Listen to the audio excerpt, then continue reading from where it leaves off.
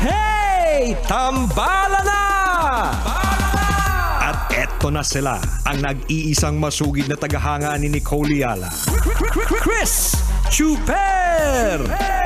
Kasama ang nag-iisang die-hard fan ni Chris Chuper, Nicole Yala!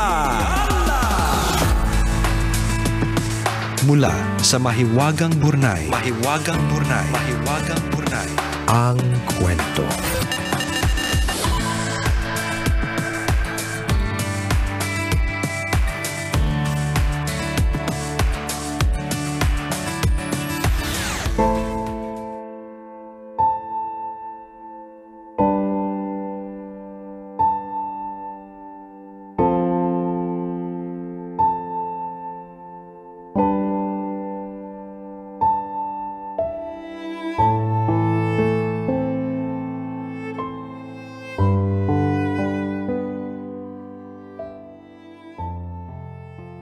Dear Nicole and Chris, itago niyo na lang po ako sa pangalang Ana, isa sa marami ninyong tambalanista na nagtatrabaho dito sa Middle East. Ang layo-layo ko na at matagal-tagal na ding nangyari ang kwentong ibabahagi ko, pero hanggang ngayon, hindi ko pa din nakakalimutan. Tumataas pa din ang balahibo ko at bumibilis ang tikbok ng puso ko kapag naalala ko. Kapag sumasagi sa isip ko ang karanasan kong ito, natatakot pa din ako. So kababalaghan. Kwentong kababalaghan pala. Oh my gosh, na.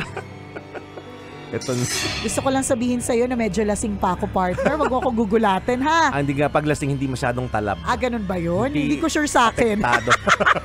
Hindi ko sure sa akin. Anyways, ito na. Buntis ako noon, tambalan. Isang umaga, hindi ako bumangon. Yung nagugulat. Yung nagugulat sa sariling background music. Buntis ako noon, tambalan. Isang umaga, hindi ako bumangon at nanatiling nakahiga sa tabi ng bintana dahil nahihilo ko. Pinagmasdan ko na lang ang asawa ko habang naghahanda papasok sa trabaho. Maya-maya pa, nagpaalam na siya at umalis papuntang work. Hinugot ko ang lahat ng lakas ko at pinilit kong tumayo. Dahan-dahan kong isinara ang pinto at bumalik sa higaan. Nahirapan akong kumuha ng tulog dahil dinig na dinig ko yung mga marites sa labas ng bintana. Pinag-uusapan at pinagdedebatehan ng mga maiinit na chika sa tabi-tabi.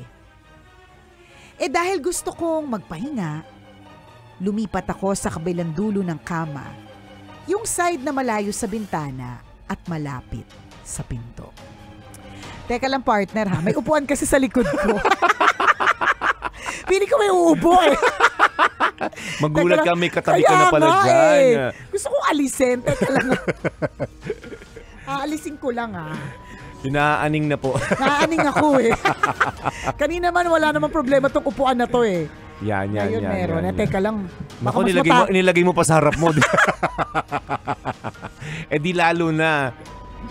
Yan, naku, gumagalo pa magising upuan. Ayan. Okay. Okay na? Okay, kasi baka mamaya bigla-biglang eh. May sumulpot na lang na kung anong elemento dyan. Kaloka. At least nakaharap sa'yo, partner. Okay. Ilang segundo lamang ang nakalipas nang bumukas ang pinto. I locked it kaya sigurado akong asawa ko yung bumalik. Nakatalikod ako sa pinto pero hindi na ako nag-effort humarap. Nanatili din akong nakapikit. Nagsalita yung asawa ko pero for some reason hindi ko maintindihan. Naisip ko na lang baka dahil sa antok o hilo ako. Tinanong ko siya kung may nakalimutan ba siya pero Salita lang siya ng salita nang hindi ko naman naiintindihan. Labas-pasok din siya kaya maingay. Natakot sa sarili niyang paa. Pinukos kasi yung paa ko. Natakot ako sa paa ko. Mukha kasi siya nagsaka ng 10 taon. Anyways, labas-pasok din siya kaya maingay ang pagbukas-sara ng pinto. Nagsimula na akong mairita kaya naisip kong bumaling na sa pinto at harapin ang asawa ko. Tinatayuan ka, partner. Oo nga. May nakatayong buhok sa May nakatayong buhok sa gilid. Buhok mo ba yun? Wala, sinong umangat? Nagsimula na akong yun nga, mairita kaya naisip kong bumaling na sa pinto at harapin ang asawa ko. Nang akmang lilingon na ako, hindi ko maigalaw ang katawan ko. Sumasakit din at naninigas ang tiyan ko. Sigurado naman akong hindi ako nananaginip dahil naririnig ko pa rin yung hipag ko at mga marites na nagwawalis at nagtatawanan sa labas. Nagsimula akong magdasal ng Ave Maria nang may biglang may itim na taong dumagat sa akin. Kitang-kita ko ang mga puting mata niyang nakatitig sa akin sa pagitan ng...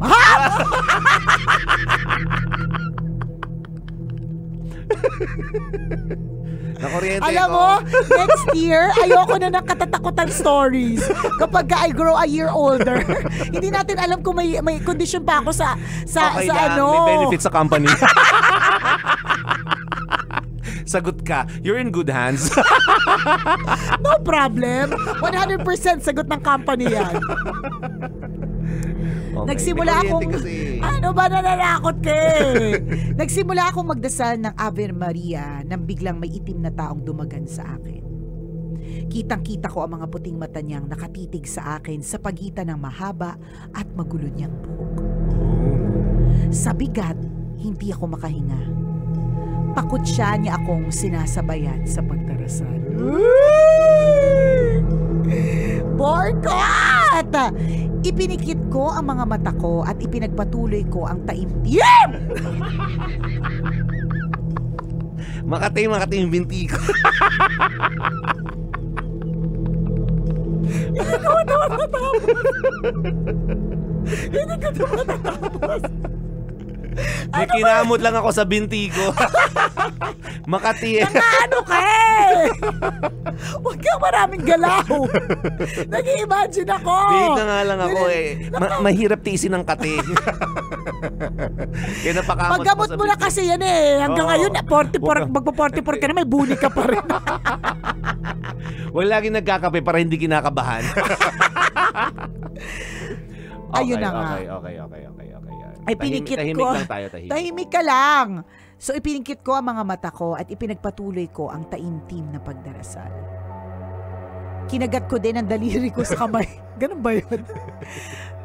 Hindi nagtagal, unti-unti akong nakagalaw. Agad kong pinuntahan si nanay at takot na takot kong sinabi sa kanya ang nangyari sa akin. Ang sabi ng nanay, putlang-putla daw ako. Dinala ako ni nanay sa albularyo. Ang sabi ng albularyo, na aswang daw ako.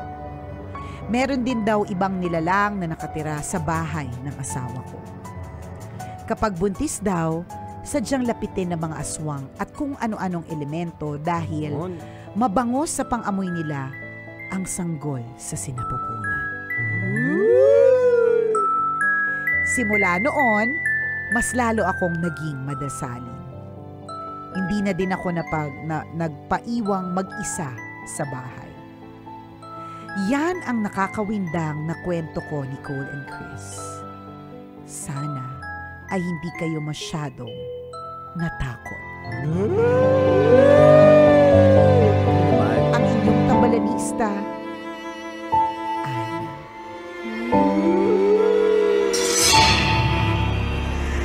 Nakakaborkot! Kapatid ni Annabelle pala yun eh, si Ana. Si Ana. Kay Ana, ako na patingin. Yun ang sabi ng aswang. My gosh, nakakalurky. Sinabi ba kung anong probinsya yan? Nang maiwasan.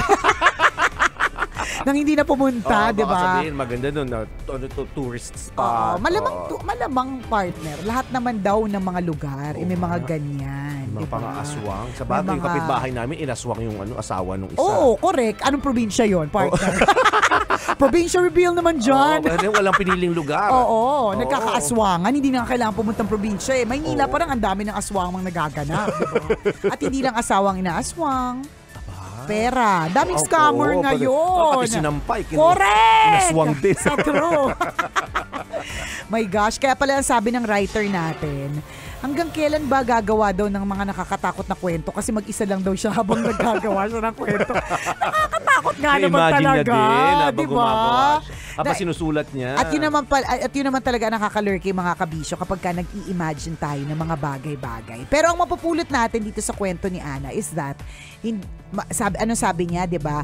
Mas lalo akong naging madasalin. Tama yun. Very good ka naman dyan sa part na yan, Ana, na naging mas madasalin ka. At ibig sabihin nun, yan yung alam natin, 'di ba? Na merong mas makapangyarihan sa mga elemento na yan. Diba? Correct. Your prayer is your best armor Correct. against all evil. Tama, 'di ba? Kaya natatakot lang tayo, 'di ba, kapag kinukutsa yung pagdadasal. Kasi nagdadasal tayo tapos kinukutsa. 'Di ba? Doon ako natatakot pag mga horror movie partner tapos may pagkutsa. Doon ako natatakot. Napanood mo na ba yung The Priest? The Priest? The Exorcist pala. Ay, hindi. Yung Pero may parang may ano, The Priest din na yung yung latest na. Oo. Ay, hindi ako manonood ng ganun sa sinihan. Ang lapit, partner. Manonood lang ako ng kasi nga pag medyo nag-edad ka na, hindi ka na ganun. Dati nanonood ako sa sinihan ng mga ganyan. Tsaka kasama ko pa ng jowa. Tapos syempre, papitik, di ba? Yun naman tayo sa papitik. Payakap, di ba? Susuot ka sa kilikili ng jowa ganyan, mo. mga ganun, di ba? Pero ngayon, yung may asawa, tapos yung parang pipiliin ko manood, tapos ang laki-laki, hindi na, partner. Sa na lang ako, partner, sa Netflix, kung saan pwedeng naka-silent lang yung tunog, di ba? Nanonood. Alam mo naman, pero walang sound. Walang sound. Pwedeng i-pause, di ba? Yung mga ganun. Parang hindi nakakatakot kasi ang musical scoring, kaya nga, di ba, kanina ginugulat-gulat mo ako, nagugulat ako kasi Uy, wala yung naman kami musical- ginawa, nagugulat ka na lang mag-isa. Itigil ko na nga itong tinitira ko.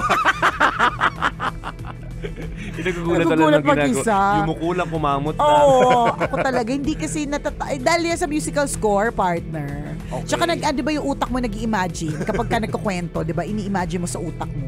Tapos Totoo bigla may yun. mga galawan na nagkakamot ka bigla. Nagugulat ako. Nagugulat Ba't ako nga kasi kaya, matindi ang musical scoring. 'Di ba yung mga ganito, itong background music na to, may it sets the kapit mood sa'yo, May no? kapit may kapit na ganun. Oh. Totoo. Ano sabi mo, bakit nga kaya? Bakit nga kaya? Ewan ko lang, ako sa Pilipinas, yung ganyang klase ng kwento na yung Pagbuntis. pagbuntis, may Oo. mababango ang Sanggol. ang sanggol sa kanilang mga pang-amoy, di ba? Wala ba ako narinig na ganyang kwento sa abroad? Or baka Hindi ba ayaw ba maging OFW ng correct. mga aswang? Or baka, partner, meron namang kwentong ganyan abroad. Kaya lang, alam mo na, English, di naman tayo basahin. Sa bagay, baka Hindi may natin version na-confirm. silang kanila. Meron. Di ba may mga ganun naman, hindi naman sa Pilipinas lang. Oo. Di wala nang tumira dito lang may aswang, sa Canada, wale. Di ba, may mga ganun-ganun na. Malay natin, baka imbento lang talaga to, kathang isip, ganun. Pwede din naman, di ba? Pero nakakatakot, di ba? Hindi paniwalaan. Correct. Baka mamaya pumunta sa paramdam sa'yo, bahay correct. nyo. Ganun, nakatang isip lang ako, teka. Diba? Pero, again, katulad ng lagi nating sinasabi kapag merong mga horror stories na ganito, it's importantageous to remember that we have a God. Yes. The highest being, diba, na kayang tapakan yung ganitong klaseng mga elemento. Totoo yan. At ako personally, naniniwala ako talaga. Marami mga bagay sa mundong ito na tunay na nangyayari pero mahirap ipaliwanag. Correct, Minsan totoo. mahirap intindihin, minsan mahirap tanggapin. At minsan Pero mahirap paniwalaan na may it's ganon. happening. Correct. May mga Diba? ganyan talaga. Mga ganyang elementals, di ba? Yung sinasabi nila, nakatang isip na aswang. Kasi posibleng totoo din naman. Diba? Parang ang may isip mo din kasi dyan, kung hindi totoo, saan ang galing lahat? Oo. Diba? Usually naman, diba, when there's smoke, there's fire. Oo. Diba? So, kapag may ganyan na usap-usap, meron din siya talagang pinanggalingan. Katulad nitong si Ana, na experience niya first hand Sipin mo, nasa ibang bansa na siya, pero pag naalala niya, talagang ibig sabihin, talagang nandun siya. Oo, nandun siya no? dun sa moment na yun. Nakakatakot. Imagine ko talaga Ano yung yung mga para sa iyo mahirap ipaniwalaan pero nakita mo or na-experience mo, na-witness mo, na-feel mo? Yung yung kaibigan kong gwapong-gwapo sa sarili niya, di ba? Tapos, Hirap paniwalaan. Oo, tapos talagang tsaka tong tropa kong to partner, Oo. pero ang lakas mang babae. Ang hirap paniwalaan. Ang hirap paniwalaan kasi ang dami niyang babae. Oh, di ba? Oo. Ganyan. Oh, Because yan. they exist. Correct. Ito po yung example ng mga patunay. Oo, di ba? mga bagay sa mundo na mahirap paniwalaan, Oo, mahirap pero- tanggapin, pero nangyayari. Correct. Oh, di ba? Hindi naman kailangang katatakutan lang agad-agad. Oo, Yan. ako nasaksihan ko yung mga sinasapian. May nakita akong ganun talaga. Hindi Na to acting talagang totoong Oo. may sapi. Kasi kunyari, Hindi ba ako yun? Lagi ako may sapi. pero natanggap ko na rin eventually. Di ba? Oh. Sanay ka na Diba? dapat sa mga sapi, partner. Oo. Hindi as in like na-possess. Oo, na-possess. May nakita na akong ganun dati. Na parang, paano nangyari? Kilala mo yung tao. Oo. Hindi naman siya... So yun talaga yung totoong nagbabago ng boses. Nababago yung boses. Tapos yung may mga extra, katawan. May extra strength sila. Oo, correct. Sabi ko, nag-energy drink yata sila. Kaya Oo, malakas. correct. Mga ilang galon kaya nang maiwasan. Ganito pala ang effect. Pag 5 galon ng energy drink. Tsaka parang may extra senses nila. Ito yung kwento na parang na-possess. Tapos, lalabas sila ng hinihila na yung tao na possess. Isasama na daw sa mga gano'n sa engkanto, ganong kwento. Sino naghihila? Sa Encantadia, mga ganon. Sino naghihila? Yung katawan mismo umaalis. Siyempre yung humihila, hindi namin nakikita. Okay. So Tapos, parang talagang umaano siya. Oo. Okay. Ako tanda ko pa yun eh. Tapos ang sabi ng albularyo, kumuha ka ng asin. Sa probinsya, sandabakbak ang asin dun eh. Pag may asin ka sa bahay, nasa malaking tabo, gano'n. Correct. Malaki talaga Oo, sa atin lagayan. dito sa Manila, gara-garapon, iodized salt, gano'n, ng konti. Sa probinsya, marami. So, ang ginawa ng mga anak, nilagyan lahat ng mga nilagyan yung mga entry and exit point ng bahay ng asinharang. Okay. Hindi naman siya para mapapansin. hindi siya makalabas. Hindi siya mapapansin, pero nagalit siya. Hindi niya nakitang nilagyan, ha? Nakahiga pa lang yon. Nakita niya, anong ginagawa niyo? Palabasin niyo ako. Oh my God. Nakakatakot. Itigil na natin yung usapan na to. Diba? At kapag ganyan na, may mga ganyan tayo naririnig na kwento, don't let it cloud you. Ibig sabihin, cloud your mind na yun ay iisipin mo. Correct. Diba? Na, talagang totoo, ganyan. Ang best armor always is prayer. Yan. Yes. Magdadasal po tayo para sigurado at garantisadong okay lang tayo. Okay? At lagi natin tatandaan yun, pero merong highest being who will take care of us. Okidoki? O siya, kami po i-exit na. Maraming salamat sa pagtutok. Katatakutan na mga stories natin ng Maywagang Burnay. Muli ako po si Nicole Yala. At ako naman si Cambio King Chris Chuper. Na nagpapaalala, walang matatag na relasyon sa malanding may determinasyon. Yun!